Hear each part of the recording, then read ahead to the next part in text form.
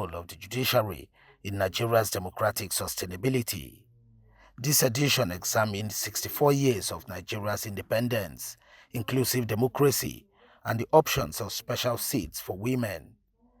IPAC believes that this is important as the National Assembly is currently reviewing the Constitution and the Electoral Act with a view to amending them and ensuring full citizens' participation in politics, democracy, and governance.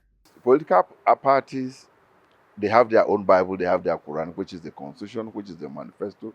We have been talking to ourselves, and for the first time, IPAC have established a directorate for women and that of the youth too. So what we'll do is to ensure or mandate all the political parties to see that the representation of women is increased, to a proportionate level with that of women and youth. IPAC also assures that it will ensure that no voice is left unheard and no person is left behind in the onerous task of building a greater democratic nation.